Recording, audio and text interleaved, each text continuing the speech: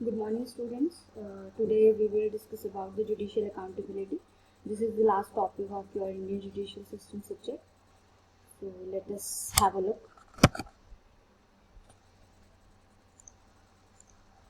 सबसे पहले judicial accountability के बारे में पढ़ने से पहले सबसे पहले हमें पता होना चाहिए कि what do you mean by the word या टर्म अकाउंटेबिलिटी या अकाउंटेबल की मतलब अकाउंटेबल।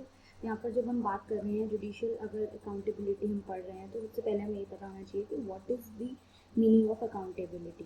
कि अकाउंटेबिलिटी मीन्स रिस्पॉन्सिबिलिटी। कि अकाउंटेबिलिटी का मतलब क्या है कि रिस्पॉन्सिबिलिटी मतलब आप किसी चीज़ के लिए रिस्पॉन्सिबल हैं। तो अगर हम ऑक्सफोर्ड डिक्शनरी के अकॉर्डिंग अकाउंटेबल जो वर्ड है उसका मीनिंग पढ़ें तो उसमें मतलब होता है the responsible for your own decisions and actions. की मतलब आप जो है अपने खुद के फैसलों के लिए आपने खुद के जो एक्शन किए हैं उनके लिए आप खुद रिस्पॉन्सिबल हैं और आप एक्सपेक्टेड हैं या मतलब ये उम्मीद रखी जा सकती है आपसे कि जो भी आपने काम किया है, कोई एक्शन किया है, कोई डिसीजन लिया है, उसके लिए आप एक्सप्लेनेशन तैयार रखें। कि मतलब आप एक्सप्लेन कर सकें कि आपसे जब पूछा जाए कि भाई आपने ये एक्शन या फला एक्शन क्यों लिया है। ठीक है, तो मतलब जो भी आपने डिसीजन लिया है उसके लिए आपने एक्शंस के लिए अपने डिसीजंस के लिए रिस्पॉन्सिबिलिटी होना कहलाता है अकाउंटेबिलिटी। अकाउंटेबिलिटी बेसिकली जो है सन क्वा नन है डेमोक्रेसी के लिए, क्योंकि मतलब ये बहुत ज़्यादा ज़रूरी माना गया है। क्योंकि अगर कोई भी गवर्नमेंट है या सेंट्रल गवर्नमेंट या state government X Y Z कुछ भी आप अथॉरिटी कोई भी स्टेट अथॉरिटी कुछ भी ले लीजिए, अगर वो कोई भी एक्शन परफॉर्म कर रही है तो द ऑर्गेनाइजेशन और the authority is expected to explain that why they are doing this or why they are doing that। ठीक है, कोई पब्लिक इंस्टीट्यूशन या पब्लिक फंक्शनरी जो है कोई भी ऐसी नहीं है जो इससे एग्जेम्प्ट हो। अकाउंटेबिलिटी सभी की होती है। अगर सपोज मैं भी एक टीचर हूँ, मेरी भी कुछ अकाउंटेबिलिटी है, मुझे भी जवाबदेही एक तरीके से हम लोग बोल सकते हैं। ठीक है, तो जुडिशियल अकाउंटेबिलिटी बेसिकली हम लोग जैसे अगर हम एग्जीक्यूटिव और लेजिस्लेचर के कंपैरिजन में बात करें तो उसमें थोड़ा सा डिफरेंस होता है। तो एग्जीक्यूटिव और लेजिस्लेचर की जो अकाउंटेबिलिटी वो डिफरेंट है और जुडिशियल जो हम जुडिशरी है उसकी अकाउंटेबिलिटी हम लोग अलग स्टेप पर पढ़ते हैं। ठीक है, तो मतलब जैसे कि आपने देखा होगा गवर्नमेंट जैसे इंडियन पॉलिटी जो है बहुत ही अंदर सीवियर स्ट्रेन में है काफ़ी ज़्यादा। जो लोगों का विश्वास है उनकी क्वालिटी इंटीग्रिटी जो है हर तरीके की गवर्नमेंट को लेके जो गवर्नमेंट पर भी उनका लोगों का विश्वास है वो जनरली क्या होता है इरोडेड होता है। और इसीलिए क्या करते हैं तो वो लोग कोशिश करते हैं कि वो जैसे कि अभी हमने इससे पहले पढ़ा था सीक जस्टिस है ना। कि मतलब हर एक पर्सन का राइट है कि वो अपने जो भी उसका फंडामेंटल राइट का इन्फ्रिंजमेंट हुआ है उसके लिए वो जस्टिस सीख करे और यानी वो जुडिशरी को अप्रोच करे। तो सेम चीज़ यहीं पर है कि जो लोगों का फेथ है गवर्नमेंटल इंस्टीट्यूशंस की वर्किंग एफिशिएंसी को लेके, इंटीग्रिटी को लेके, क्वालिटी को लेके वो थोड़ा सा डिफरेंट है इन दी कॉन्सेप्ट ऑफ इंडिया। ठीक है, तो मतलब बात यहाँ पर आती है जुडिशियल अकाउंटेबिलिटी जब वर्ड ही है सेम तो उससे मतलब हम समझते हैं कि इंडिपेंडेंट और इम्पार्शियल जुडिशरी मतलब जुडिशरी ही एक ऐसी स्टेप है या एक ऐसा पार्ट है या एक ऐसी होप है जो किसी भी इंडिविजुअल के राइट को प्रोटेक्ट करती है और इक्वल जस्टिस बिना किसी फियर और फेवर के प्रोवाइड करती है। ठीक है, अब बात आती है कि हमारी जुडिशियल अकाउंटेबिलिटी की ज़रूरत क्या पड़ी। जैसे कि अब हम डेमोक्रेटिक कंट्री में रहते हैं तो इसमें हर एक पर्सन के पास एक राइट है कि वो अपने आप को सेफ रख सके, उसके फंडामेंटल राइट्स का या उसके कोई भी राइट्स का इन्फ्रिंजमेंट ना हो। ठीक है, तो मतलब ये एक कॉम्प्रिहेंसिव होनी चाहिए। डेमोक्रेटिक जब रिपब्लिक की बात हो रही है, डेमोक्रेटिक कंट्री की बात हो रही है तो उसमें पावर ऑफ पोजीशन जो है वो एक रिस्पॉन्सिबिलिटी के साथ ही स्टैंड करते हैं, है ना। कि मतलब ये बेसिकली जस्टिस का जो एडमिनिस्ट्रेशन है वो हमारा थ्रू कहाँ से होता है, एजेंसी ऑफ कोर्ट से, मतलब कोर्ट से ही। क्योंकि अगर किसी भी पर्सन का राइट का इन्फ्रिंजमेंट हुआ है तो वो पर्सन एट लास्ट या एट स्टार्टिंग ही वो कोर्ट में जाना पसंद करता है या उसको ये लगता है कि मैं को जस्टिस वहीं से प्राप्त होगा। ठीक है, तो बेसिकली जो जुडिशियल अकाउंटेबिलिटी है ये एक रोक है, एक प्रोहिबिशन है कि मतलब किसी एक सिंगल ऑर्गन या किसी भी एक पर्सन पर्टिकुलर पर्सन के हाथ में सारी पावर न जाके अलग अलग डिफरेंट डोमेन्स में हो। ठीक है, कि मतलब ऐसा ना हो कि पर्सन एक ही मतलब एक तरीके से तानाशाही ना हो।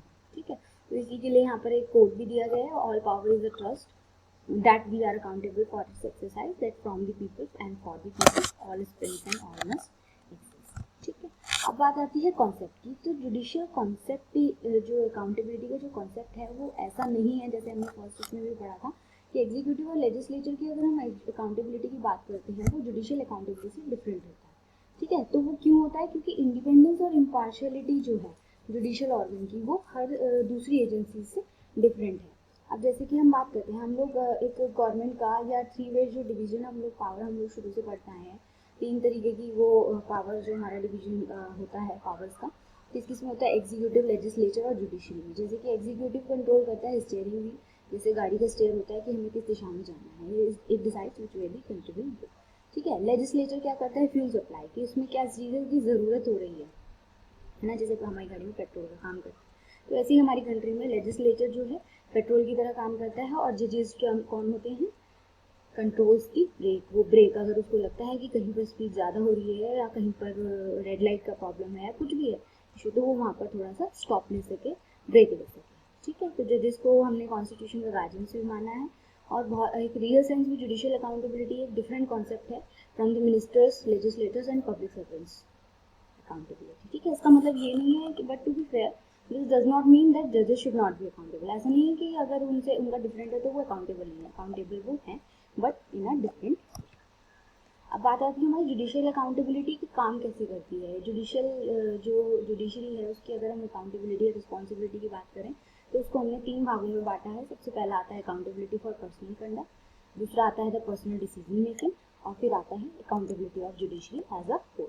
इसको हम डिफरेंट उससे पढ़ लेते हैं।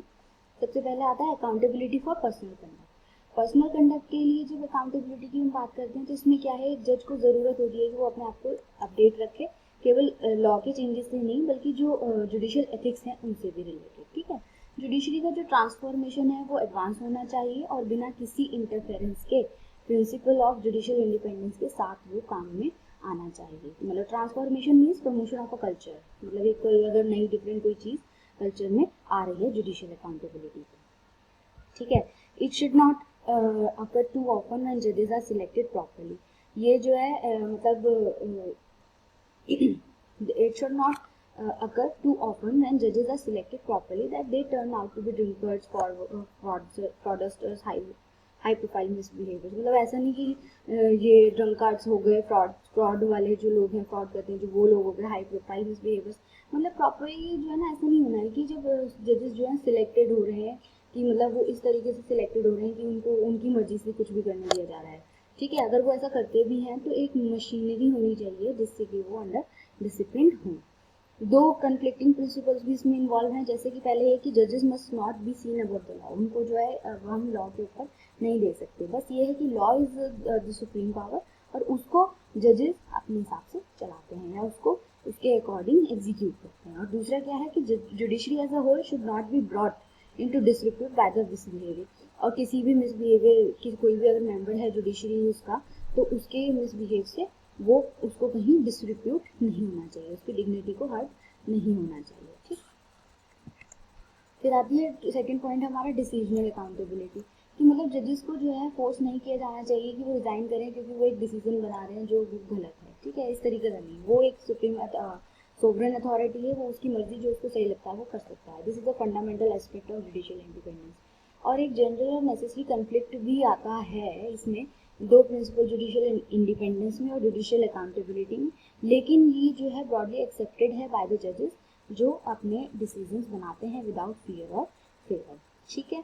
ये एक एलिमेंट्री रूल भी मतलब इसको माना गया है नेचुरल जस्टिस का है कि पर्सन जो ट्राई कर रहा है केस वो एबल होना चाहिए कि उसके मैटर्स के साथ ऑब्जेक्टिवली, फेयरली और इम्पार्शियलिटी, मतलब अगर वो केस लड़ रहा है तो उसको चाहिए कि वो उस केस को डील कर सके, उस केस को डील करने के योग्य हो, फेयरली, ऑब्जेक्टिवली और इम्पार्शियलिटी, ठीक है।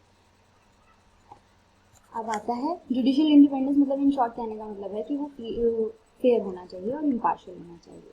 दूसरा आता है accountability of judiciary as a whole, पूरी तरीके से उसको उसकी अकाउंटेबिलिटी क्या बनती है कि एक मतलब एसेंशियल है कि वो रिस्पॉन्सिबल है और जनता को जवाब देने के लिए, ठीक है, अगर एक तरीके से उससे पूछा जाता है। Judiciary needs to be held in respect by the general public and indeed by the legislature and the executive if it is to function adequately.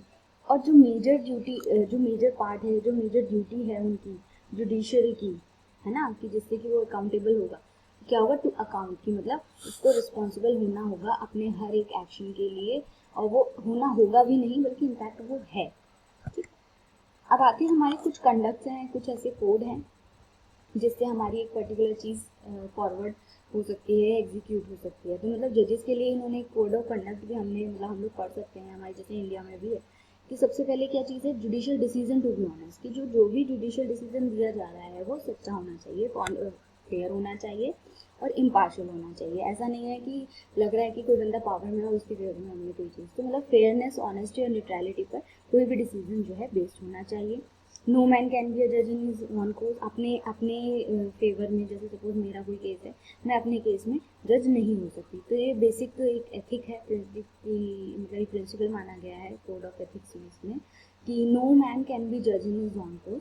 ठीक है, अपने खुद के उसमें एक हम एजुडिकेट नहीं कर सकते। तीसरा आता है एडमिनिस्टर जस्टिस। जजेस को ये नहीं डर होना चाहिए कि अगर वो कोई जस्टिस दे रहे हैं या कोई डिसाइड कर रहे हैं कोई भी केस, तो उसमें वो विद फियर करें, उसको विदाउट फियर होना चाहिए। और जैसे कि एक ये टर्म भी है, एक मैगजिन है, fiat justitia ruat caelum, that means let justice be done through the heavens fall. ठीक है, चाहे आसमान गिरता है गिरने दो, लेकिन जस्टिस होना चाहिए। ठीक है, ये एक मोटा होना चाहिए बाय द जज।